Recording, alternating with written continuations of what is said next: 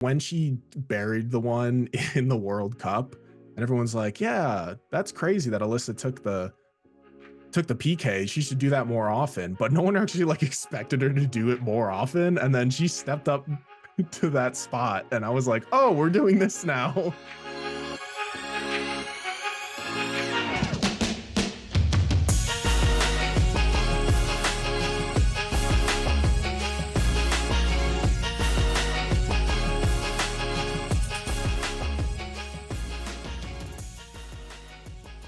Welcome to Red Stars Report, a podcast dedicated to bringing you the latest news and commentary on the Chicago Red Stars. I'm your host, LT. Grant wasn't able to be here with us tonight, but left a message for everyone to hear. Hey, Red Stars listeners. This is Grant here. Sorry I can't be in today's episode. Too busy winning a championship with Lewis Women's Basketball. So enjoy today's episode. We'll be back next week. Congratulations to Lewis on their championship, and I'm excited to have Grant back next week. But something that I'm really excited about right now is who's joining me tonight. One of the first supporters of Red Stars Report, my good friend Liz. Thanks so much for joining me, Liz. Yeah, I'm happy to be here. I'm happy to join in and help out. And congrats to Grant as well and their team. Yeah, on this is one of probably the most packed episodes, like to the brim, that we're gonna have with content, and I couldn't do it alone, so I thought I'd bring in the person that I kind of trust most in this community with discussions and information. So A lot of weight on my shoulders. I think we should just start off this with what just happened.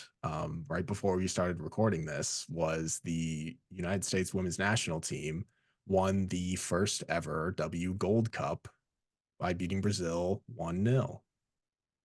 Yeah, it was a heck of a game. It was fun. It was great that it stopped raining. There wasn't that issue anymore in San Diego. So that was wonderful. And it was good to see the United States playing well, solid, great goal by Haran. And we also got to see Alyssa Naeher and Julia Bianchi got into the game. Yeah, Julia was there for a short minute, caused a foul that scared a lot of a lot of US fans. I think I was typing in the chat. I was like, "Julia, please, like, I love you, but not now, please." Like, Right. No injuries. do that somewhere else. But like me, you're a big Alyssa Naeher fan, and I haven't really gotten the opportunity to express how incredible it was to watch her save those three PKs and take and make one herself in that semifinal match as well.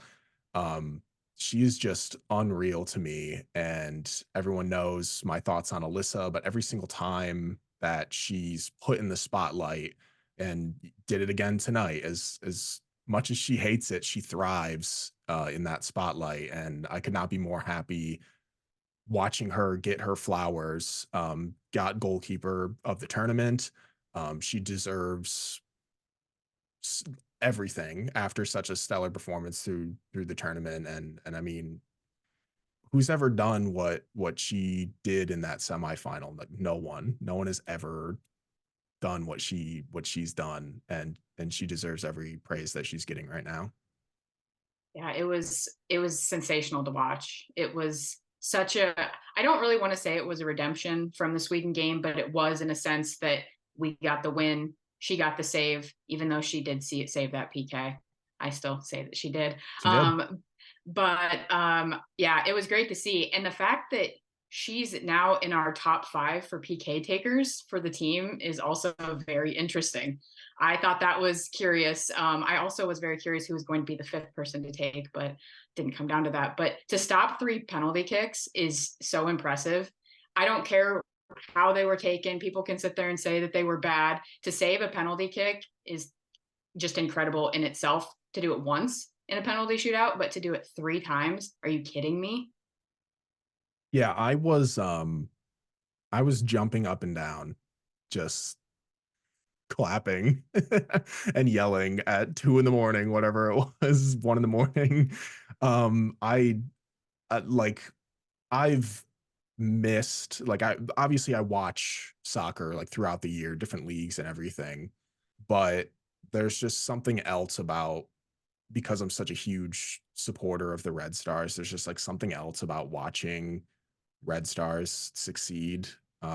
Even former Red Stars I get really excited about, but like watching Alyssa on the national stage continue to produce and succeed, I want nothing more for her to have that translate domestically. Um, I can't wait for her to be in goal for the Red Stars this season. I think she's going to kill it if that back line can find the chemistry to be successful. Um, I'll always be such a huge supporter of Alyssa. I think her kit that I bought's coming tomorrow. I'm gonna wear Same. that to the home opener. I'm so excited.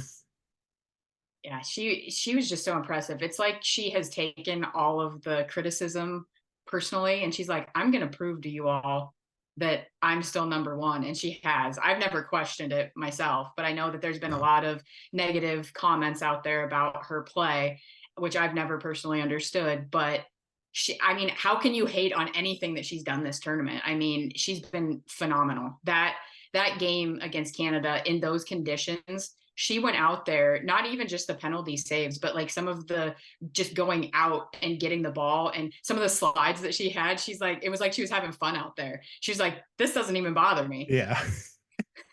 It was a weird match to watch, that the one in the rain.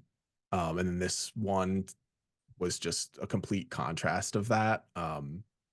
But still like a really fun match to watch. Obviously, there wasn't a whole lot of shots like specifically that reached like on goal or we would consider on goal to Alyssa, but she did still do all of the dirty work in the back, that she always does. And she continually in these big tournaments produces, succeeds, and shows that she's the number one, that she's a legend. And then for some reason, people start doubting her. And then she hops right back into these tournaments, wins gold, wins the trophies. She does it all, takes the PKs. It was a heck of a PK too. Like no, Sheridan was She not getting to that.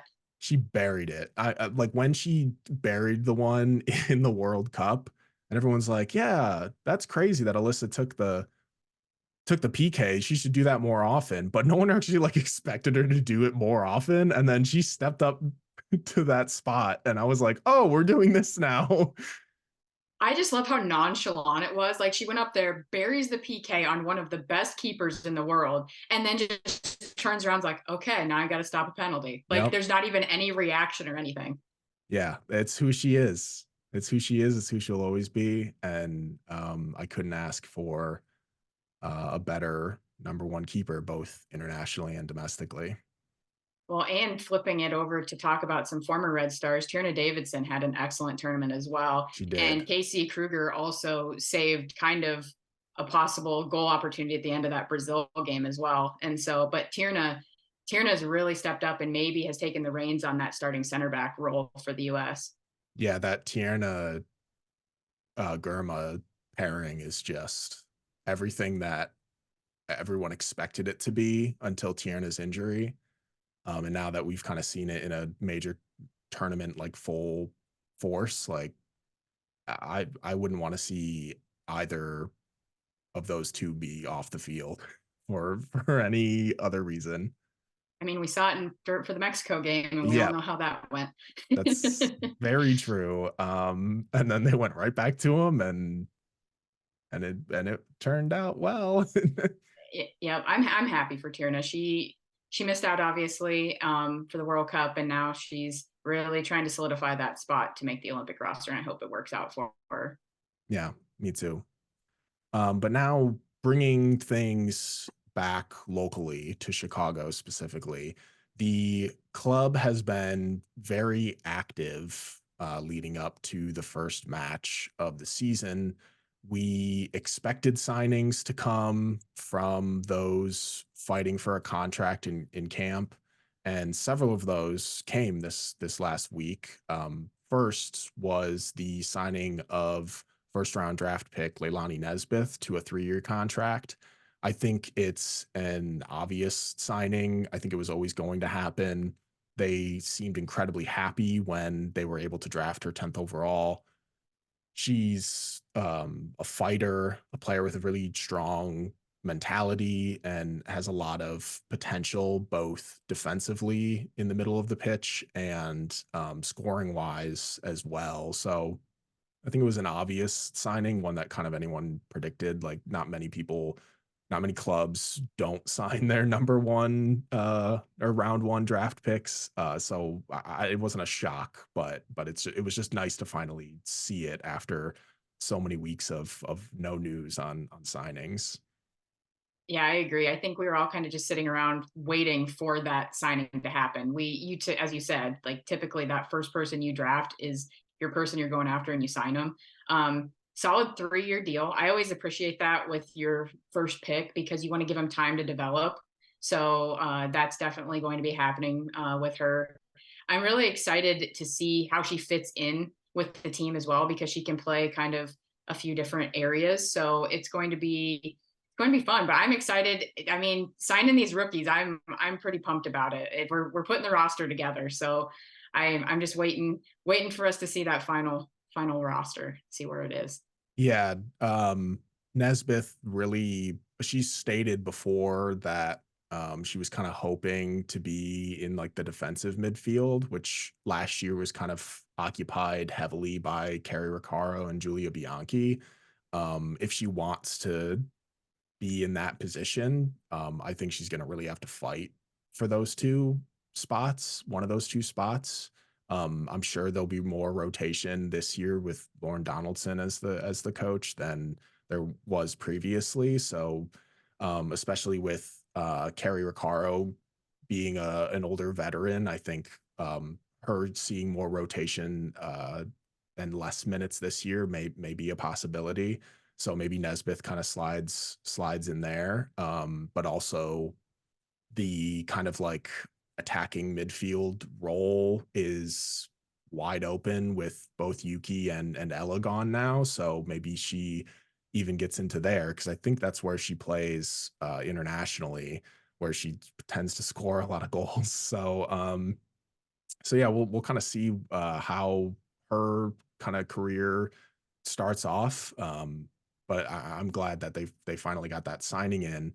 But now what I would call I don't know if I would call this like a big surprise. It was certainly one I wouldn't call as like an obvious signing. Um, but the club signed Nadia Gomes to a 1-year contract with a 1-year option after that first year.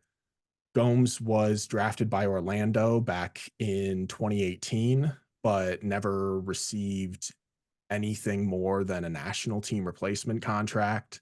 She left soccer after she became pregnant with her first child and then returned last year to play in the USLW and won player of the year for that league. I think her short-term contract is a great like prove it deal for her and the club.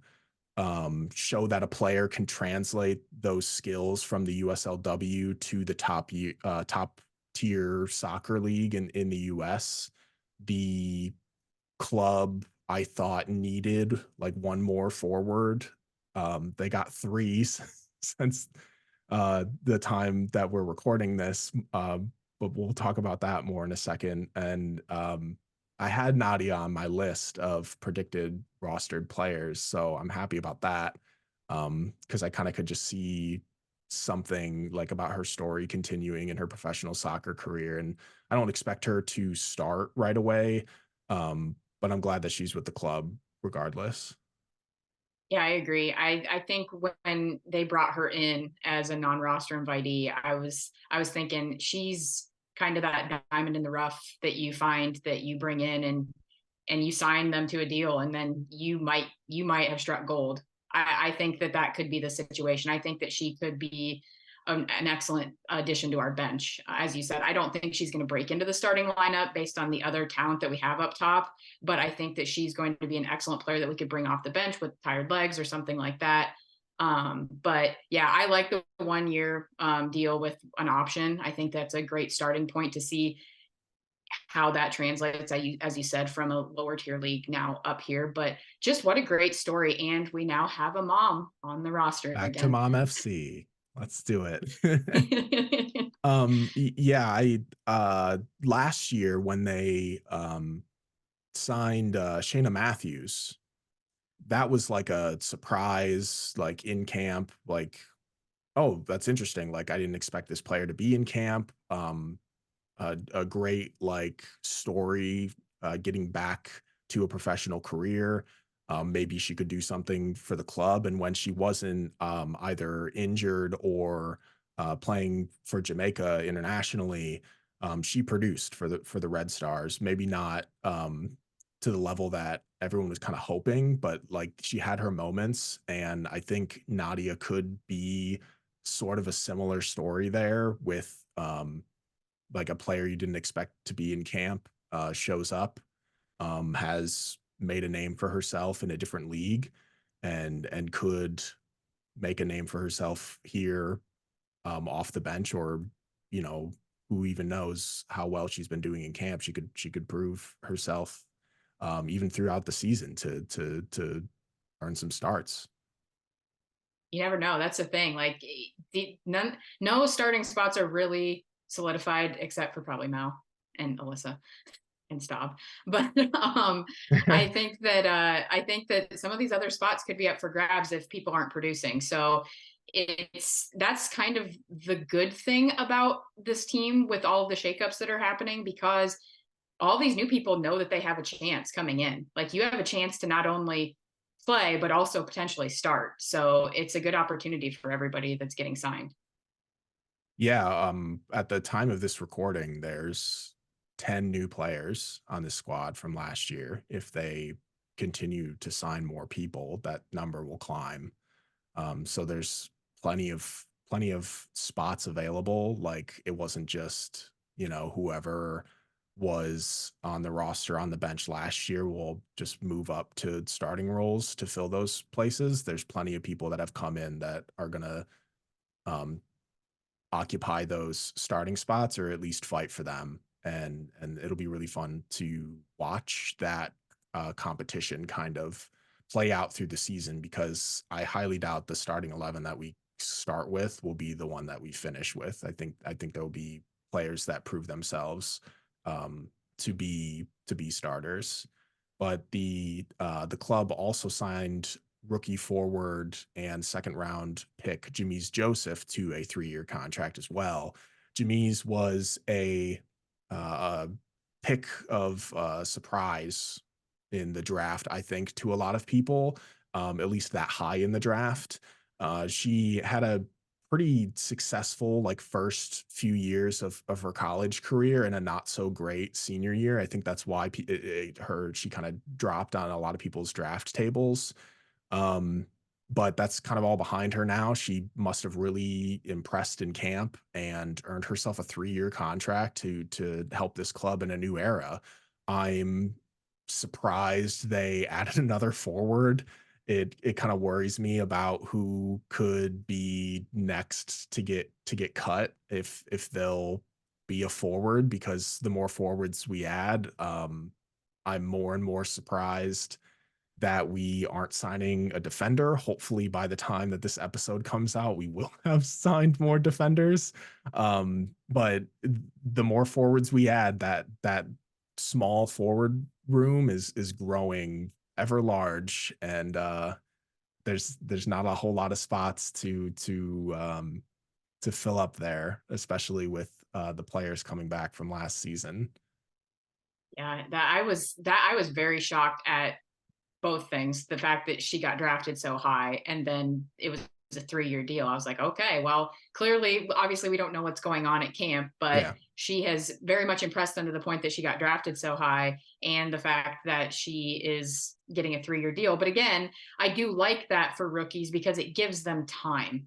It gives them the opportunity to learn and grow instead of just a 1-year deal where it's like, well, if you don't play, like you might not get signed back or something like that. So I hope the best for her. It's going to be tough to get minutes. That, as you said, it's getting pretty top heavy. Yeah. um, but we'll see.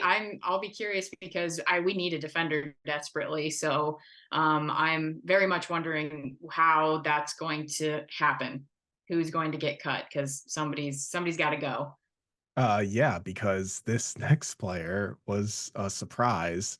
I did have them on my list of players that I thought would make the team, but there are two things that kind of came with that thought. I didn't expect so many other forwards to sign, and I also didn't expect her to announce her signing on Instagram before the club has even said anything. So it's not like confirmed that Ali Cook is now a Chicago Red Star. She was a non-roster invitee in camp, but I guess she's a Chicago Red Star. Like by the time this episode comes out, maybe there'll be a press release that says that she is, and it'll confirm it, and we'll get that information out there. But right now, like she says that she's a Chicago Red Star, so here we are.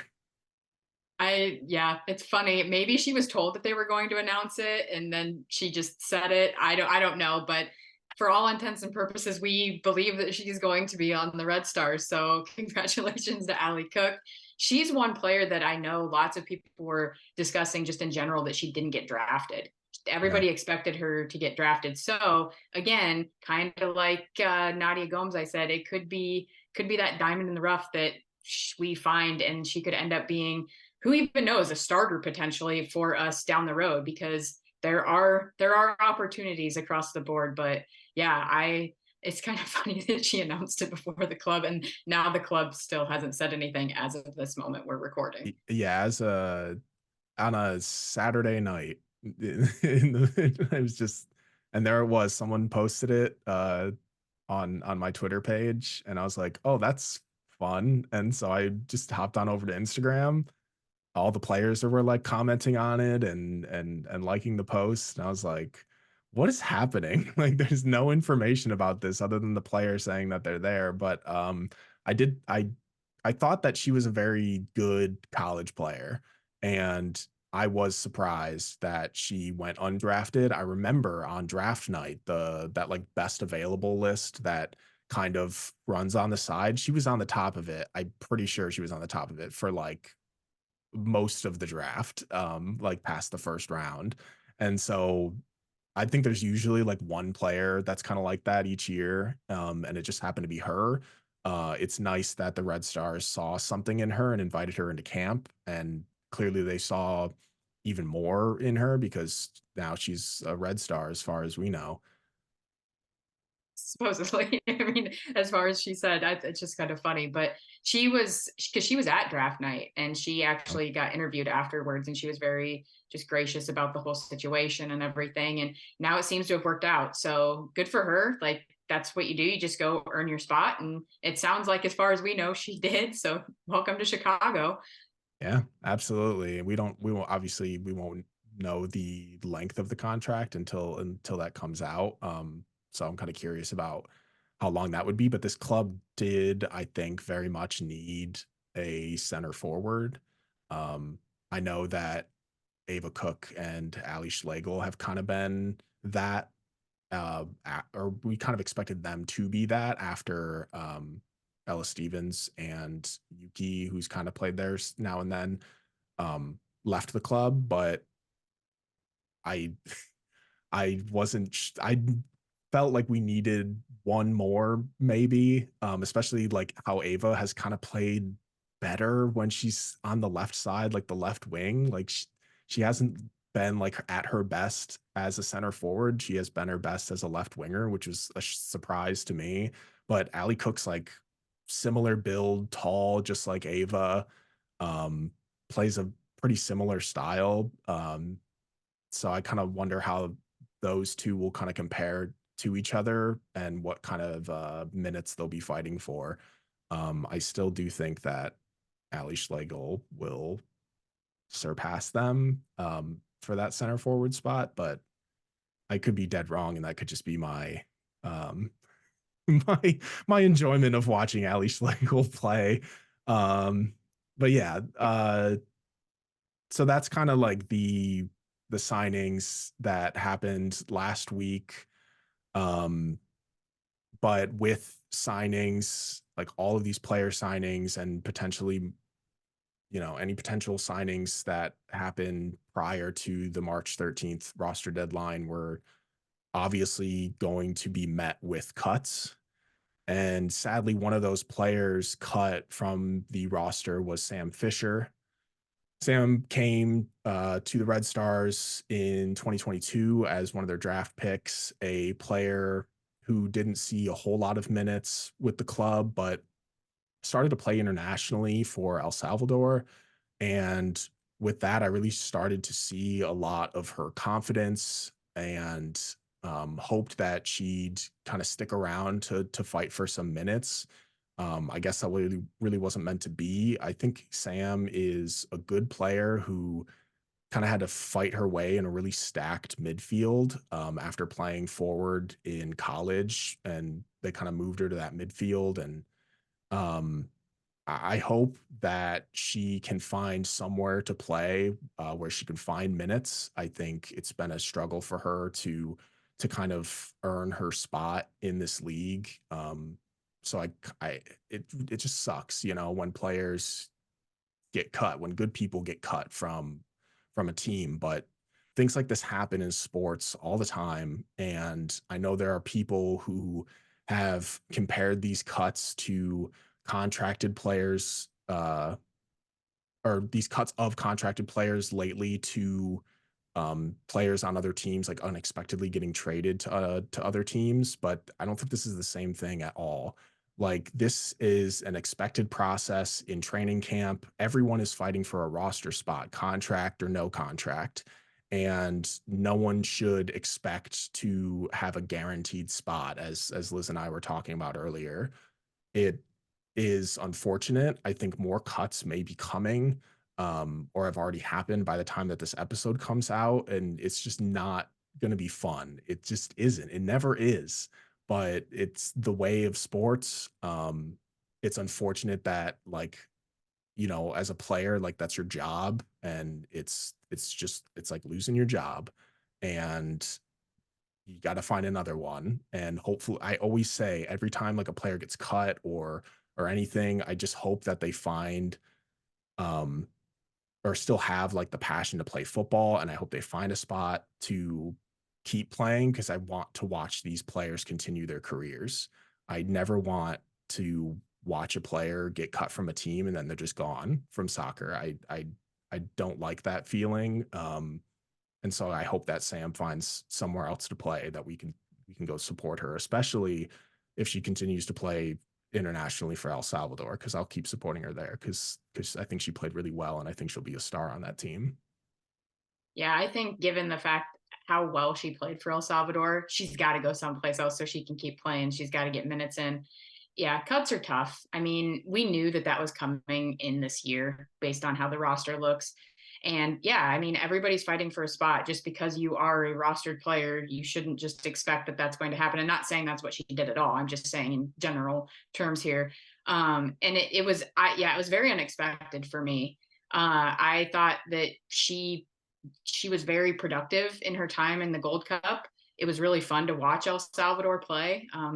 And it was fun to be like, oh, there's a Red Star there.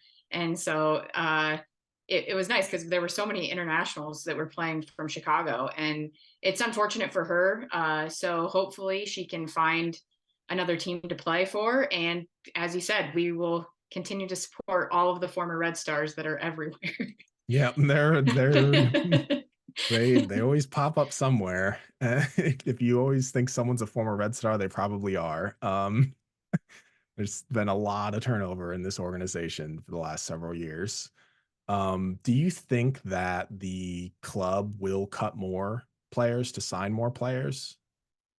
I feel like they have to. I feel like given the how thin we are at the on the defensive line, we have to sign at least one. I would be actually okay with two more defenders, but at least one. So I would have to see one more cut, but who knows? But that's my thought because I think that we need more depth back there. Yeah, I was like I mentioned earlier, like I was surprised that we were signing all of these forwards and not one defender. Like hopefully by this time, like tomorrow or the next day, there'll be someone there that can solidify that back line. But right now, it really feels like the middle of that back line at center back is just so thin. And if they don't sign Celia Gaynor or Hannah Anderson or both of them, I really don't understand what that back line is going to kind of look like this season. The only thing I can think of is if they're like transitioning somebody to a defender that they've signed. I mean, I don't know. I doubt it, but Right. it's possible. But I mean, you have two rookies right there that are defenders, so I'm not Yeah. sure. That's the only thing I thought of is maybe somebody's getting transitioned back there, but I wouldn't even have a clue who. Yeah, and Celia Gaynor, I believe, was a defensive midfielder that in her like last year or two of college, they moved her to center back, and she kind of thrived there. So I I want something. Hopefully, I just look like a fool right now talking about something we need that we already have by the time Tuesday comes around. But that's like that's I don't know. I don't even know It what to say. it feels like the only need right now is really what it Yeah. feels like. It feels like the only need on the roster, and we're getting to that point where you kind of feel like this, based on just, except for maybe another defender or two, this is what the roster is going to be moving into that first day in that first game. Yeah, because I said like I said in past episodes, like the midfield is so packed right now, and I felt like the forward line was thin, but there were midfielders who are converted forwards like crazy. There's like four of them. So I wasn't surprised that the forward line was so thin or the forward room was so thin because there were so many midfielders on this roster that can play both. But now that they've filled up that forward spot and got and cut one midfielder in Sam Fisher and didn't sign a defender at this point, like they need, I just feel like they need, I know they have plenty of defenders, there's tons of them, but it's a bunch of outside defenders, like bunch of outside backs. And the only center backs really are Sam Staub and Kuika, who plays center back internationally, and Tatum, who struggled as a center back in a four back, but thrived as a center back in a three back. So that's it. That's it. Everyone else is on the outside. Yeah, I'm very curious to see what's going to happen, and hopefully by the time this episode comes out, we have signed either one of the rookies or both of them, because I think we need one of them at least. Yeah, I agree completely. But it is finally here, the 2024 NWSL season, the entire offseason, new owner, new GMs, uh, new coaches, 10 new players, plus more maybe. It's all led to this moment. Like, I'm so incredibly excited. I can't tell you how ready I am for this season, not just for the club and this new era that they're going into, but this will be the first year that Red Stars Report is covering the club like in full. We'll be at press conferences, weekly recaps. Hopefully someday soon we'll get interviews with players on the podcast. But just the club in general, we've experienced another off season with a lot of changes, top tier, beloved cornerstone of this franchise players left in the offseason. But we had trades, free agent signings, a great draft, in my opinion, and just a wave of fresh faces who are ready to bring the club back to a top of the table, feared club in this league. And um, I just, I really enjoyed the way the offseason went. Um, how do you feel about the offseason? I thought it really couldn't go any better than what it did. I think that they signed some very unexpected players, like who thought we were going to get Sam Staub. I mean, that's still when I think about it, I'm just like, what? I see her And in the kit and I just can't, I still can't believe it. I'm like, that's just photoshopped, right? right. And then we go and get Kuika again. What? And then signing Mal to a max contract, essentially, that is a huge deal. We knew that was coming. We knew not the max Yeah. contract, but we knew we were going to re-sign her. So, but that just is such a good feeling. But I think the biggest thing to me, the first, it was the first little domino was Alyssa Naeher. Getting Alyssa to come back, and then I'm like, okay, we're gonna be okay. This club is not going to crumble. We're gonna be okay. And look at where we are now. I just feel like that was the first domino of the whole situation. The captain's back. The captain's back. Yeah. When they selected her option, or I'm pretty sure it was a mutual option. So they both came together and she's like, I'll give you guys one more season. Who knows what will kind of happen after that. But you're right. That moment of Alyssa coming back for another year with this club, I think it gave a lot of free agent signings like the confidence to come to Chicago. Like obviously there were so many players leaving, like T and like Casey and Kayla and BSG and just a plethora of players leaving. But the captain stayed. The captain said, I believe in this club. I believe in its future, and I want to be a part of it.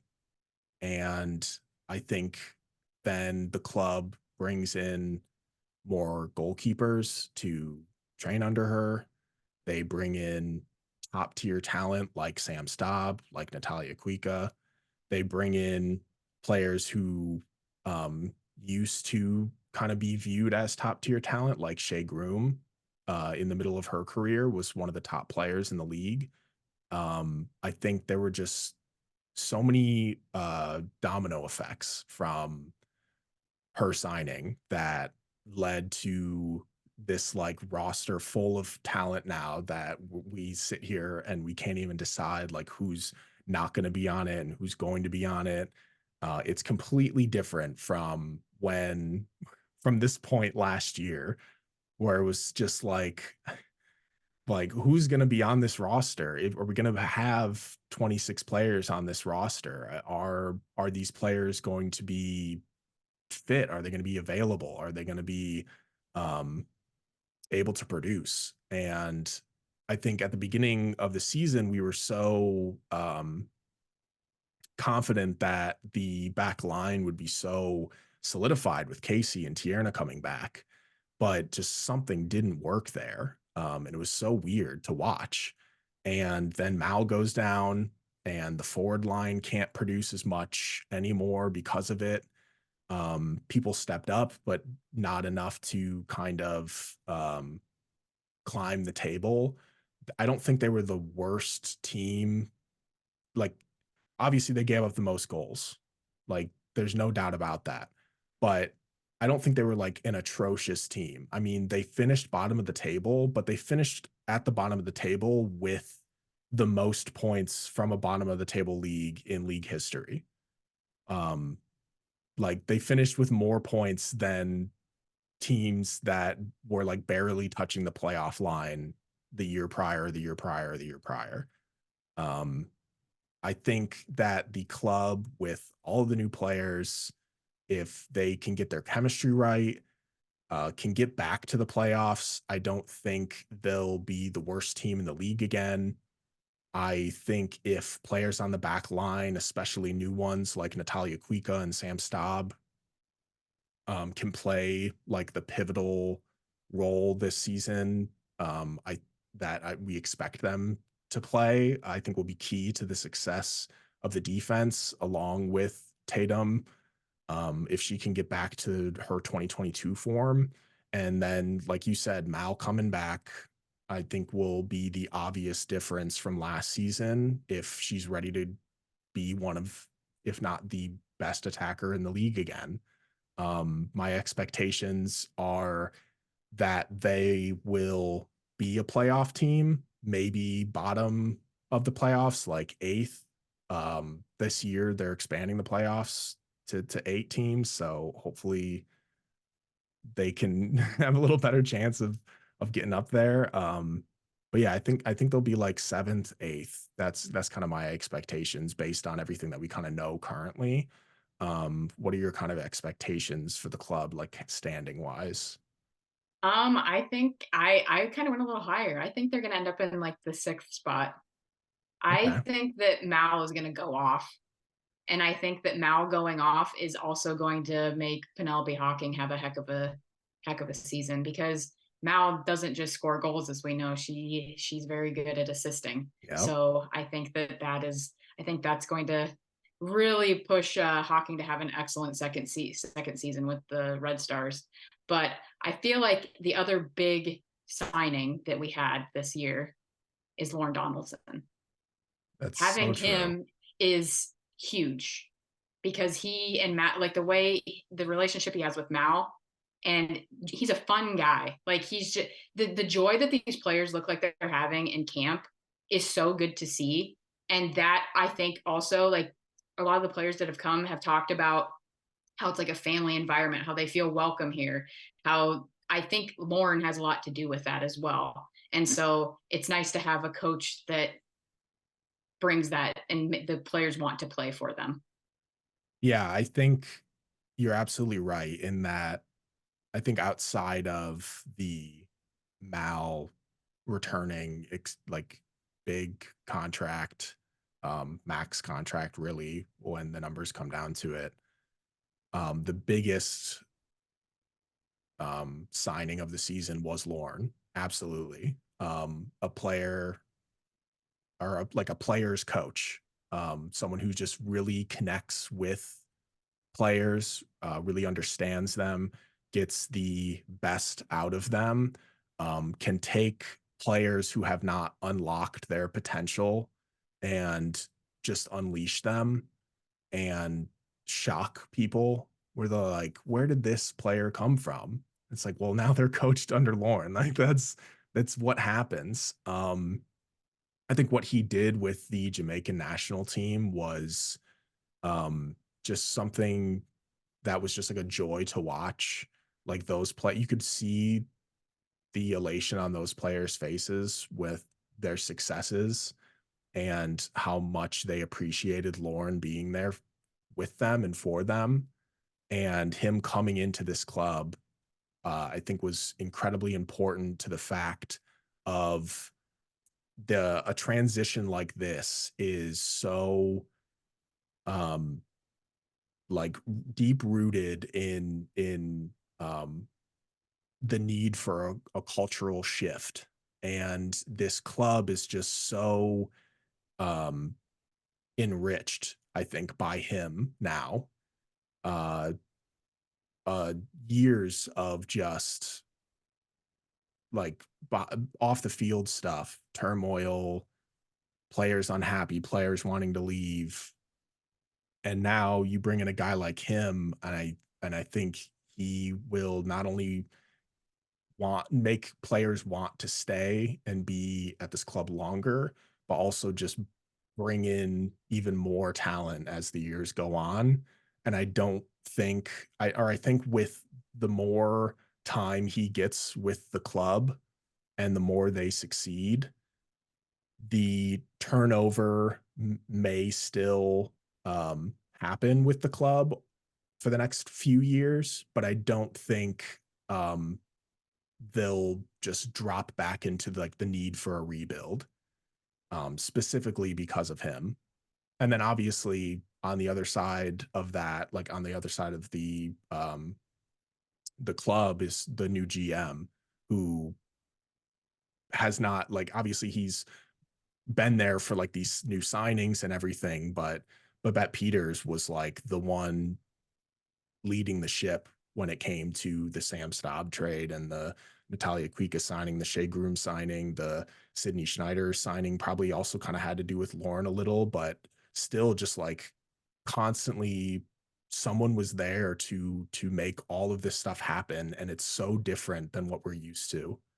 And I think this club will now, in this new era, leap from where they used to be. And I think to a lot of people's surprise, they will leap.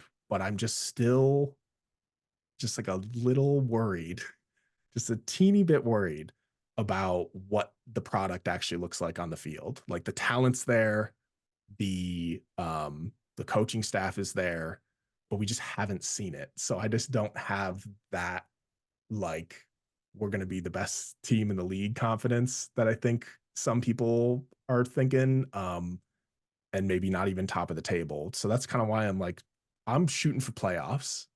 I'm shooting for Yeah, I think playoffs. playoffs are definitely, I think, in the conversation. I don't think they're going to get top four. I shot for six just because I was trying to be a little hopeful with it, but I think eight is probably a little bit more reasonable. But I think that they definitely are going to be fighting all season long for a playoff spot. I don't think that they're going to be out of it. Um, and that's the thing, like as you said, you don't know what you're going to get, because last year, if you would have told me that we would have given up the most goals out of anybody, I would have laughed in your face. Because if you look at that back line and then Yeah. look at it, look what happened. So that's the thing, like you never know what's going to happen. And that's why this league is so fun. And that's because anybody can win on any given day.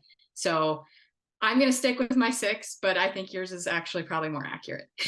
Why it's only a spot or two below yours. The yeah, like you said, the back line, like last year, you kind of go into that season thinking like Tatum's back to an outside back role if they were going to play in that four back.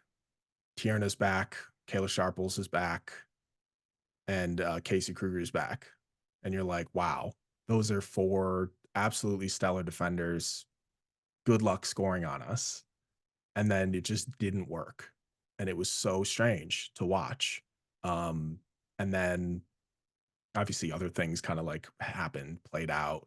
The Mal stuff really, I think, affected the team heavily. And if Mal can kind of just be Mal, I guess I should say, um, I think this club will succeed in a goal of the playoffs. But if Mal can be Mal and be that player that we know she can be in making the players around her even better, then I think they will start climbing the table. Like you said, like if she can start making Penelope Hawking produce more than she already had. Like I know Penelope was hurt kind of on and not on and off, but for like a good portion of the season. But before that, she was producing. After that, she started producing. It was like when she's on the field, she was producing even without Mal. And if Mal can be there for her and then be there for whoever else is on that front line and be there for the midfielders and being Mal as she always steps back into the defensive line.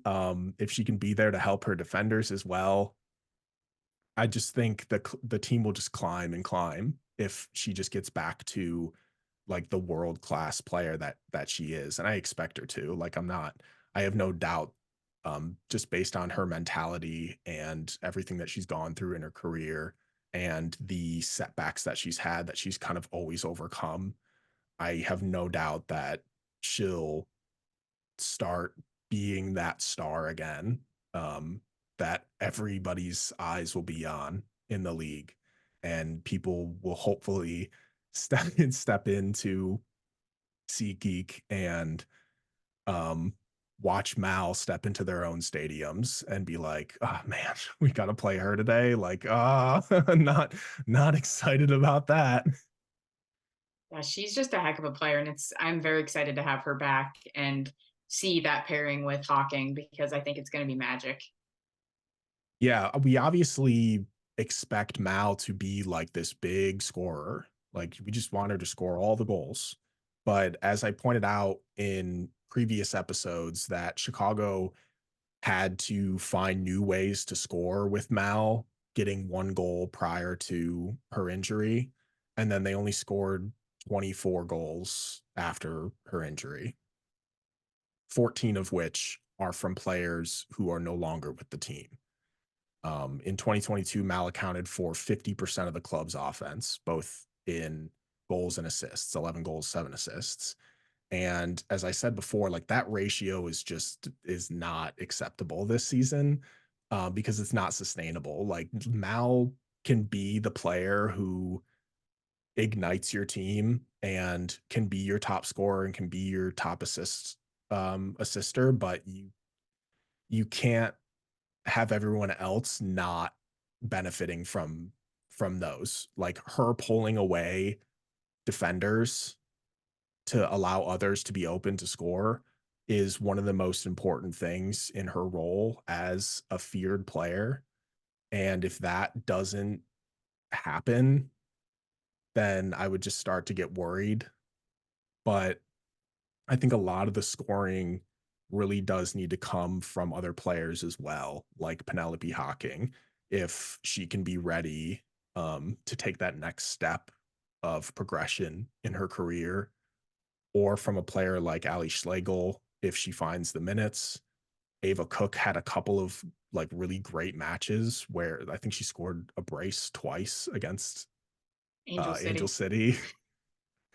And if she could find that again this year, like that would be fantastic. But maybe even like a new player like Shea Groom, who's kind of coming off of an injury, can play such a key role in her ability to score. The midfield is really like an interesting place to look as well. A lot of players in that midfield are very offensive focused, like Jenna Bike, Sarah Griffith, Jill Aguilera, Leilani Nesbitt, as we mentioned before, have shown in their careers that they could be really um, big scoring threats, and can produce in those areas. So like the goals have to come from somewhere, but I just don't know where they're gonna come from, like how it's going to kind of play out. That's gonna be fun. I'm excited. I can't wait to see how Mao pairs up with. I'm assuming it's gonna be Hockey in the starting lineup, and then whoever Yeah. else. And so it's just, yeah, it can't be the Mal show. It's going to be partly the Mal show, but she can't do it all. Like look at the U.S. Women's National Team, for example. She led the team in goals scored last year, and she got hurt in April. And what happened in the World Cup? Again, she can produce, but she can't be the end all be all of everything. Yeah. And that's what needs to. We just need somebody else to step up. And when Mal does pull away defenders and get the ball into the box, people need to convert those opportunities. And that's the biggest thing. And let's see who's going to step up and do it. I'm excited. I'm very excited. Like I we have been so deprived of goal scoring on this club lately. Like when we get goals, we're very excited because it doesn't happen very often since Mal's been gone. But and like I said, like the players who were scoring goals are not even here anymore. So those other players, they really got to step up.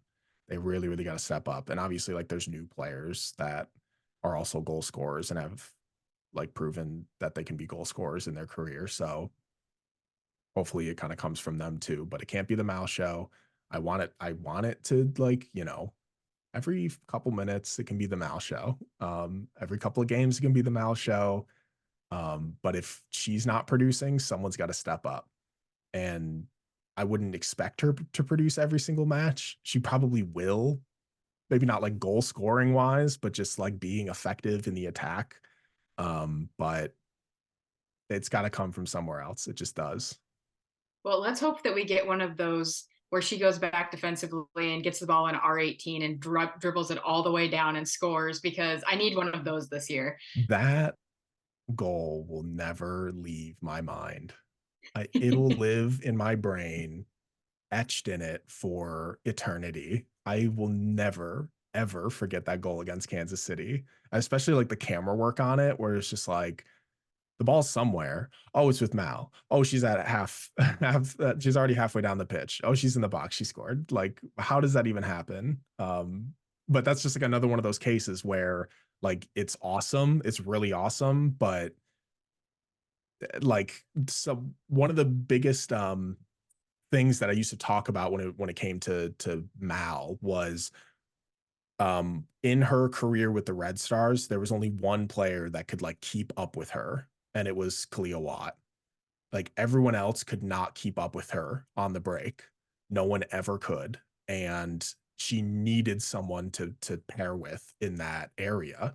And there were times where Ella Stevens could be that, and specifically on that goal that she scored against Kansas City a couple years ago, like Ella was running with her the entire time, and Ella pulled the keeper to the other side because the keeper was expecting her to pass it to Ella, which allowed her to get around the keeper and score, which was fantastic. The keeper was Cassie Miller, which sucked because former Red Star, as we mentioned, they're everywhere. It's always that. Someone who almost helped us win a championship. But yeah, like there needs to be someone to keep up with her. And Penelope Hawking is a very speedy player, and she could be that. And there's a couple more speedy players that are on the roster now that could also be that. But the other thing that I wanted to talk about was the assists, because like we mentioned Mal being such a fantastic um, goal like scorer, but also a um, producer in creating goals for others. And I think it's going to be like a fight between Julia and Mal for who's gonna like be the leader in assists on this team. They both really have a knack for finding players in the box, and I wouldn't want either of them to be off the field because of it. They're both fantastic producers of assists. Not only that, but their set pieces are fantastic. Along with Sam Staub, who has now joined the team, who could also play a factor in that assist column based on her set pieces, because she's a killer on those set pieces. But like we're like, do you kind of in agreement with me where where these assists are going to start coming from, where these producing of goals is going to come from? I feel like Mal's going to lead the team in assists and goals this season. Just that's just my thought. And you were sitting there talking, and I have to give a shout out to my Iowa Hawkeyes because you said leading in assists and goals, and all I thought of was Caitlin Clark. So, but yeah, I think it's going to come from Mal. But I think that Staub and Julia are going to definitely be up there, and they could absolutely overtake her. And I hope that happens. I actually hope that happens. And I think that Tierna was always that player for us in the past that would have the long ball over the top for assists and things like that. We're going to get that from Sam Staub now. So we're not losing that. We're just getting it from a different area. And so I think that we're going to see several balls from Staub to Mal for a goal this coming season. And Sam can also do those like insanely long throw-ins that you don't see a whole lot of players do in this league. They're very fun to watch, and can always kind of produce stuff within the box because of them when you're that far down the pitch.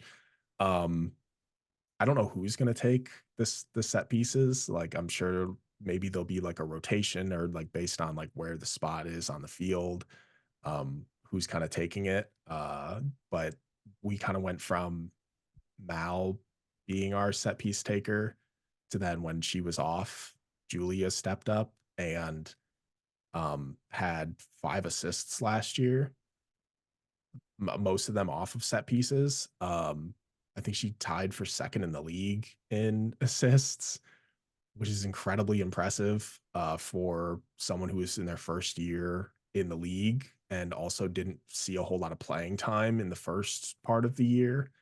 And I think she'll just be back to do it again. Yeah, I think that it's going to be interesting to see Julia play with Mal as well, because that's going to be an interesting dynamic. I think that Julia will take some of that pressure off of Mal when it comes to maybe the closer range set pieces, I think Staub will be involved in the longer range ones. Yeah, I actually didn't even think about that until you brought it up. Like, I don't think Julia was even seeing minutes when Mal went down. So I don't believe so. she's never really got to play with her, at least in a significant role. And I think that would like she plays on the left side, or at least Julia played on the left side last season. I don't know what she'll play this season, but Mal's obviously going to be on that left side, that left wing role. And that connection between those kind of two positions can be really, really important. That plus the outside back. But I'm really, now that you've mentioned it, like I'm really interested to see kind of how they pair together, because like Julia is a very good passer, like a very good passer. Um, and Mal is always kind of in the right position, making runs. And we know how much Julia loves to play up higher, to get those passes into the box. And It's going to so be magic. that dynamic could be very magic. It's And it's going to be. I didn't think about it right now, and or until now, until you mentioned it, but now it's just one more thing to get excited about this season. Exactly. There's so many things to look forward to. That's what is so great about this season. I feel like there's just so much, there's so many positives going into the start of the season when it feels like we've had so many negatives. Yeah, and one of those positives was how many like new players we've gotten this season, as we talked about. Like currently, as we're recording, 10 new players, and based on like the defense being such a big focal point last season, when it came to the issues with this club, I think newcomers like Sam Staub and like Natalia Kuika could really make them like be like a like new like the newcomer of the year. And I those two are like proven winners, absolutely stellar defenders. I really hope that they find great chemistry on that back line, either paired with each other in the center or paired with others on the outside. Um, and stop the club from being in the headlines for goals against again. And making Alyssa Naeher look bad and everybody saying that it's her fault.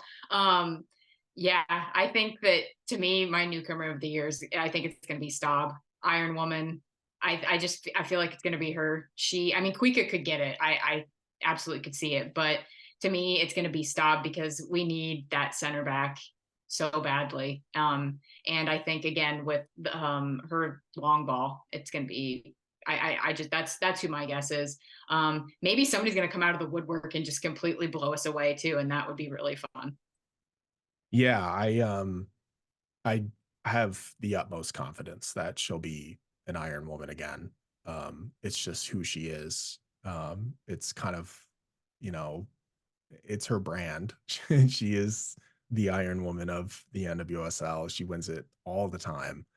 And I really do hope, just speaking of defenders in general and players who could have been an Iron Woman, Tatum really does need to get back to that best 11 second team that she was in 2022.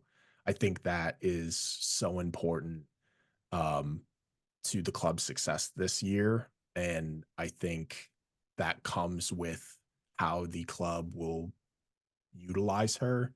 I don't think she was utilized effectively last season. And I think that's what kind of contributed to the diminishment of her success. She still played well, but it just wasn't to the level that we expected her to be playing, because she's shifted around so much in her career positionally, on that back line. And she can obviously play every position because she has, but there's every player is like the best at one position. Um, Players can be like utility and be able to play anywhere, but obviously a player will always have that one position where they are the most successful. And I think playing her on the right side of the defense was really a mistake last year, in my opinion. But we don't know like what they're going to do with her quite yet this season. But I hope um, that they kind of take the step in the direction of getting her back to the Tatum Malaza that we all know. I agree. I hope that we get to see Tatum come back and crush it like we know that she can. I think bolstering that defensive line with Staub and Kuika is only going to help do that. And then obviously Alyssa being back as well, because they've built a relationship over the years. Yeah, absolutely. I did like something that you said just a little earlier, the unexpected player that could kind of come out of the woodworks. I love a good unexpected player each season. Last year, for me, it was Jenna Bike. I thought she played so well last season in her limited minutes. She always made a huge impact late in matches. And this season, I think that player might be Shea Groom, an unexpected signing, a veteran, high impact goal scorer who could play a major role this season, both on and off the field with her veteran presence. She obviously is coming off of an injury, but if she's ready, I think she could be a key to the club's success in the attack this season. And I think just shock a lot of people because I know that there are people who know Shea Groom, but don't really remember her goal scoring ability, like how good she was in those part of her career years. And if she can kind of get back to that coming off of this rehab, I think a player like her could shock a lot of people. Do you have like that player you think is kind of like unexpected that could come out of the woodworks, as we said? Yeah, I'm going with Ali Schlegel. I think that Allie is going to jump in and I think she's going to earn a starting spot and I think she's going to crush it this year. I don't think she's going to start right out of the gate, but I think eventually as the season goes on, we're going to see her get more and more minutes. And then I think she's going to break into that starting lineup and she's going to kill it. So that is my unexpected player. I don't know if it's unexpected, but as somebody who didn't start a lot, I feel like she's an option. Yeah, I was always shocked when she was like a healthy scratch and then she was like an injury scratch, but we were never like told that she was injured. Um, and anytime she was out there, she just had a bunch of energy and she might have like drained that energy very quickly, which is why she was a good late sub. But she looks really fit this year. She looks like she could be one gunning for a starting spot. I think just based on the player that she is, I think she could very much earn it, and probably could have earned it in camp. Because as I said, I don't know what the center forward position kind of looks like. Um, but it's going to be a really fun season, I think, and I'm just excited for it to get going. Yeah, it's gonna be a good one. As you said, I don't think that first starting lineup is going to be how we continue on the season. I think it's going to definitely evolve over time. So it's going to be very interesting to see who they put out there to start and then if they change formations at all too, because Yeah. we don't really even fully know what they're going to be doing at this point. No, and with that, we can just jump right into the preview of this weekend's match. It's here. New expansion club, Utah Royals. They're New. making their return to the league. They'll go up against our Chicago Red Stars in the first match of the season in Utah. The Red Stars and the Royals played each other in Utah's first home match in the league back in 2018 when they first entered the league. So matchup is just poetic, poetic. It's I'm poetry. ex- I'm excited to see Amy Rodriguez as a coach too for Yeah. Utah. That's going to be fun. She was always fiery as a player, so I expect her to have fire on the sidelines as well. But it's going to be a fun one. It's the fact that they're back. They're new, but they're back, and we get to play them again in their inaugural match is really exciting. Yeah, very exciting. I know at the time of this recording, we don't actually know what the full 26 player roster is. That's not going to officially come out until March 13th, which is even after this episode even comes out. There are maybe more cuts, more signings.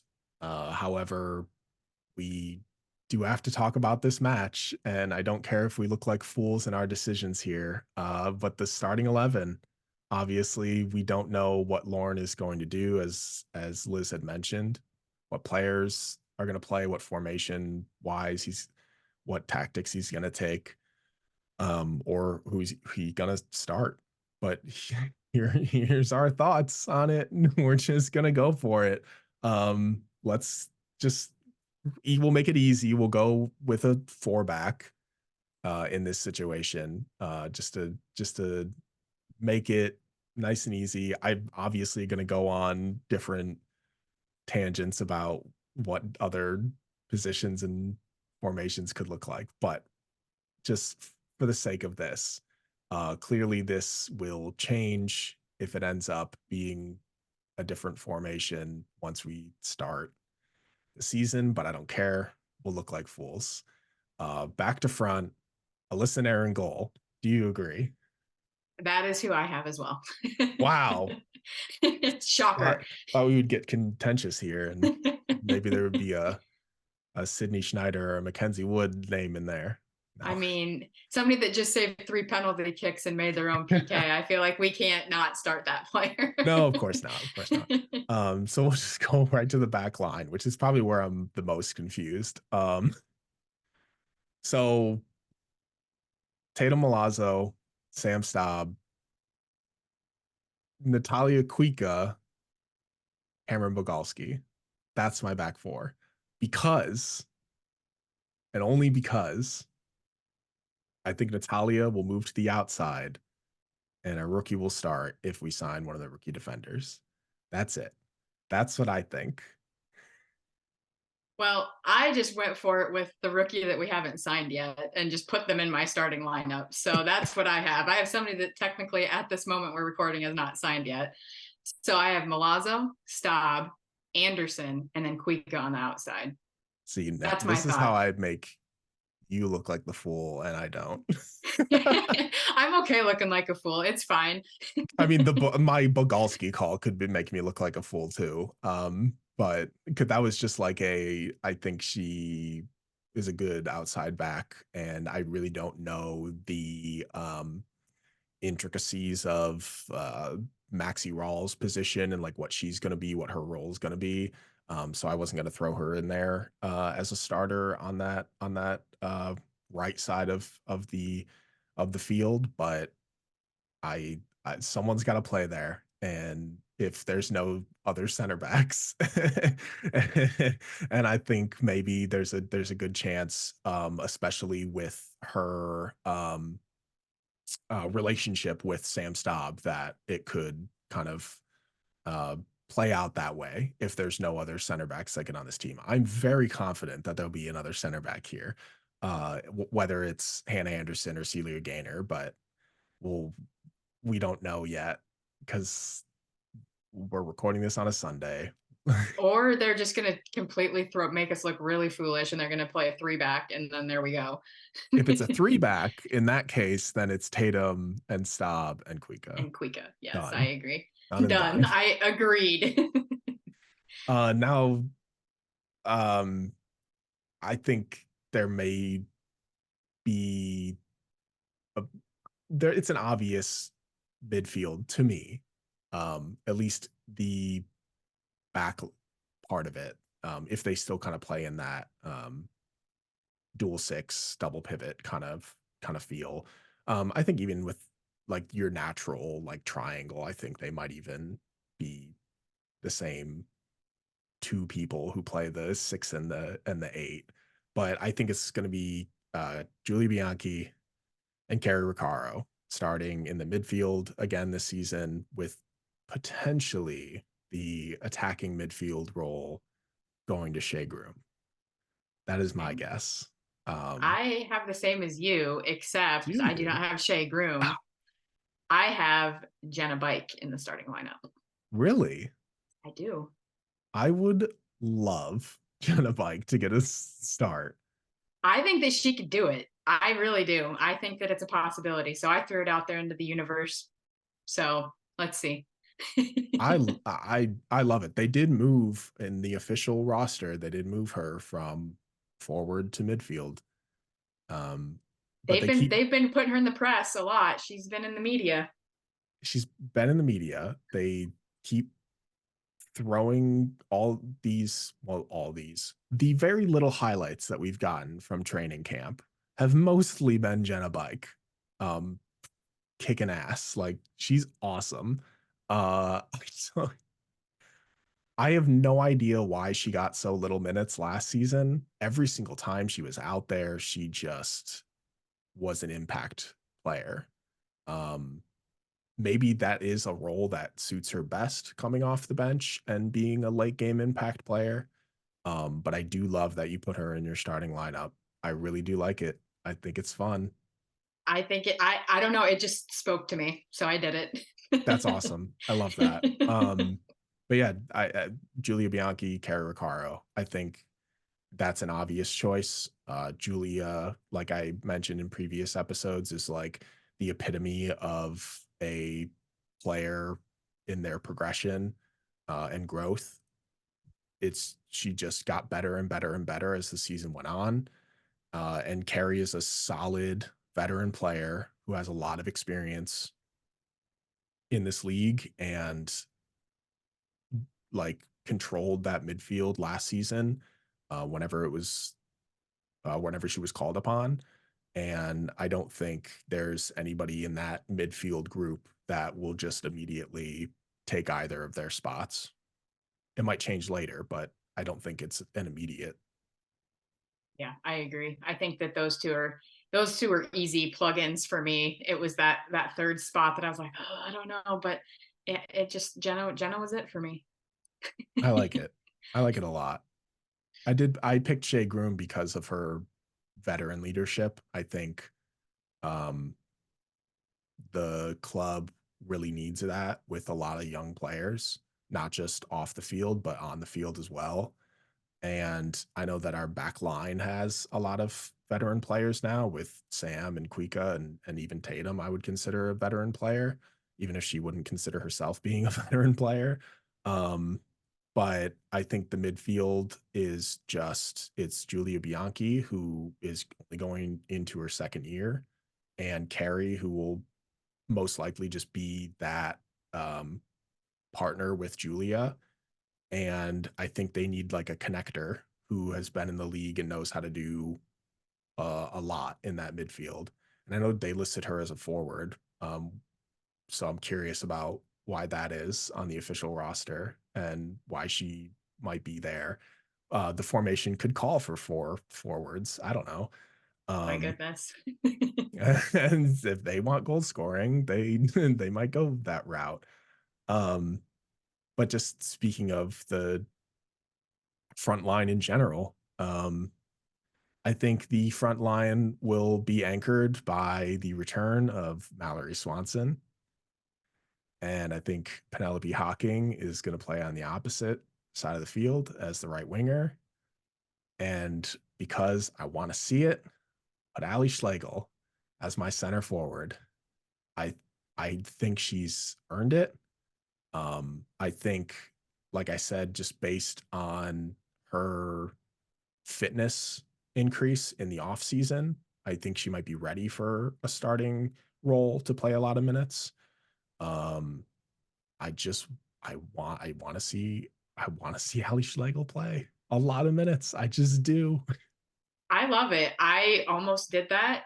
And then I also almost put Ava in the middle, but I did something a little different. I put your veteran from the midfield at the 9, and I put Shea Groom in the middle, up top. And Air Groom with some service in from Mal Swanson could be very interesting.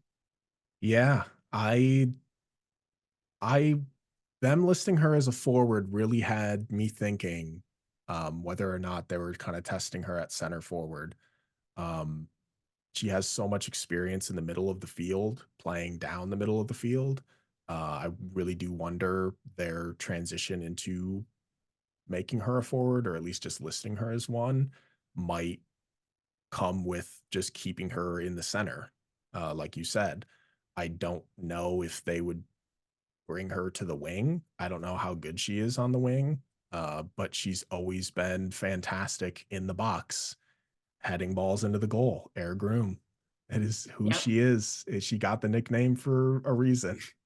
That's why I was like, okay, veteran, put her out there to start the season. She could end up dropping back into the midfield eventually as the season goes on, but that's how Jenna ended up in the midfield for me, is that I was thinking Shay's coming back from an injury. Maybe they don't want her playing like going offense defense. Maybe they just want her to play more attacking. And so I was like, okay, I'm going to throw her at the 9. I like it. I mean, it was what I initially thought when they listed her as a forward. I was like, this is strange. Maybe they want her to be a striker. How interesting of a transition that could be late in her career. It works though. I mean, there's players that have done it. So it could Yeah. happen. And who knows? This could be completely wrong and everybody could be laughing at me. So we'll just see Yeah. what happens. I'm not super confident in my choices, especially not knowing um the full 26 player roster, the permanent one, I should say. Um there are players who I could have listed that could get cut. Like who knows until Yeah. Wednesday, or even before that if you start seeing names drop earlier than that. Or people posting on their Instagram before the club announces Or- it. yeah, I think a lot of eagle-eyed people are paying attention to those Instagram pages now. A lot of players have been posting their new kit, pictures, year 2, year 3, year whatever. Um, None of them, other than Ali Cook, have been a shock, a surprise. And I don't know if this is like they're posting because they were told that they've made the roster. I don't know if it's just they got the pictures today, so they're just posting them, and then a player could be cut who had done that. I have no idea. I am not in the club. I don't talk to that space in the club, or anybody would give me information like that in the club. I don't speak often to the players about their decisions to post certain things on social media, but we'll find out. Wednesday will be the day when I look back at this episode and think about the things that I said. And same. I mean, I put somebody that's not even signed in my starting 11. That's So true. you've got that going for That's I got that going that's for me. that's a good point. That's a But we good need a point. center back. So I mean, come on. So thin at center back, so thin. Um, but just the match in general, that's who we think are our starting 11. Who that probably not. Um, I don't know what Lauren's thoughts are. We'll send Lauren our starting lineup, see what he says. Yeah, I'll be curious to see what he has to say. The thing that I wanted to ask you is who do you think scores the first goal of the season? It's not Mal. Really?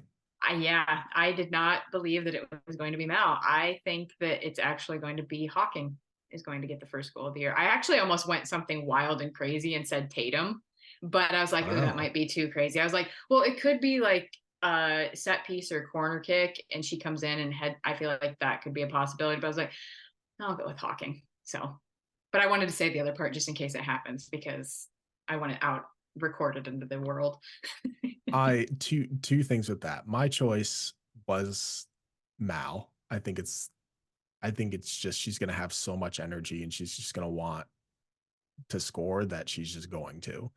But I did think about putting like a shock, like Kuika or something, like Alyssa a Naeher. unexpected Alyssa Naeher. At the very least, she'll get a goalkeeper assist this year. I think that would be very fun. I kind of hope we have a game at some point, meaning like the playoffs or something, that goes to PKs and Alyssa gets to take a PK.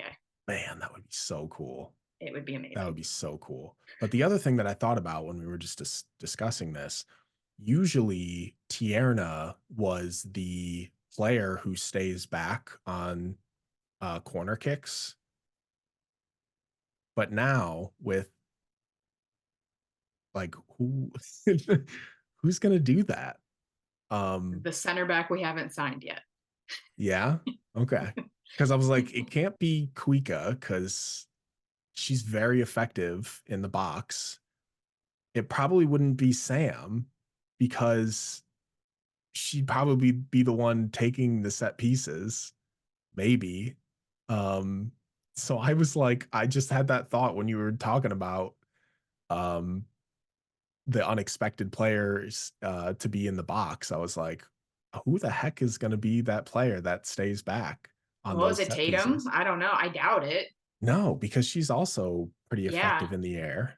Oh It's going to be man. that unknown person that who knows who it's Yeah. going to be. It's that one, it's that maybe, I unless they mean, make somebody else stay. if Mal and Julia are the ones taking the corners, I'm sure it'll be Sam. Um, but she's also very effective being that like cleanup person at the top of the box. So I'd have to go back and So look many at Washington questions. at Washington's games to see if she ever was the one sitting back there. Yeah, that's such a like a minor silly detail that comes with games that I thought of for some reason. But it's important. Like you want to know who that person is that's going to be back Yeah, you want to because be they need to confident in be, them. And I was yeah, they got always to be confident in fast. Tierna. Yeah. Oh yeah, they got to get back in case there's a breakaway or something like that. Yeah, Mhm. Yeah. we'll see. We will see. Who wins? I mean, come on now. It's got to be Chicago. I'm not going to not say Chicago. My guess is it's going to end 2-1 Chicago. That's my guess. I said 2-0 Chicago. Ooh, look at that. I like it. I just feel like we've got so many new pieces that I feel like we're probably going to give up a goal. But I think that we have so many players that are hungry for a Mhm. goal that we're going to score two. That was where I went with it. Utah's entire roster is new. I know, but Who I'm just knows how well they're gelling? they might not be at all. Who knows? They Yeah, could be horrible. Maybe they'll be horrible and we'll win like 5-0. that would be a wonderful start to the season. An absolutely wonderful start to the season.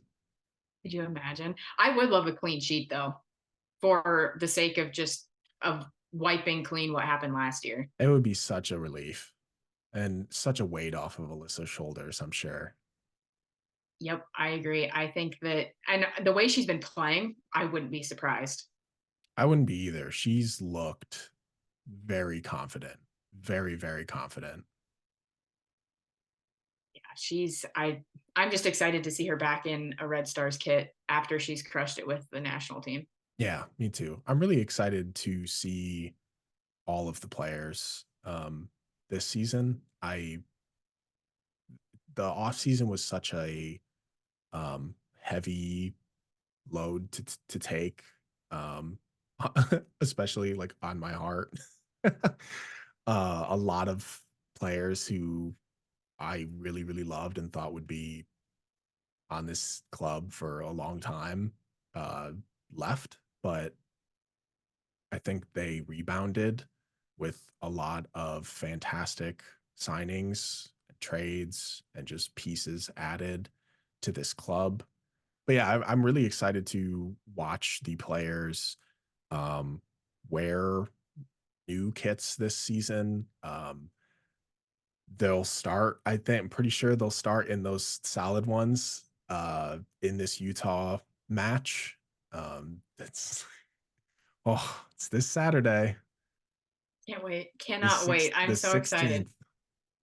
So yeah, keep up with everything that we're doing at Red Stars Report because we're gearing up to do some fun stuff this season, and I think it'll be really exciting. And with that, we'll kind of just wrap things up for this week. Thanks for joining me, Liz. That was a blast. I had fun. Thanks for having me. You can find us on Apple Podcasts, Spotify, and anywhere else you find your podcasts. Watch the podcast on Red Stars Report's YouTube page if you want to see our reactions. Subscribe wherever you watch and listen, and turn on those notifications to see when our new episodes go up, and check out that bonus episode that Grant and I reviewed all 14 of the NWSL's new primary kits. It was really fun to make that. Make sure that you're following us on Red Stars Report's Twitter page and Instagram page, and on all of our social media channels. Keep up with the latest news between the episodes that come out, especially with that roster cut that's about to happen.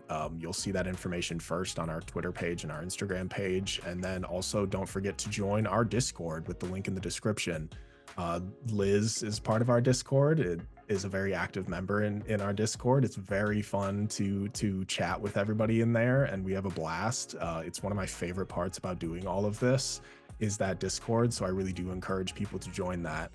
The next time that you see us, the first match of 2024 will be complete, and we'll recap that match, and we'll have a preview of the home opener, which I'll be at, and it'll be a really fun time, and I hope to see a lot of you there.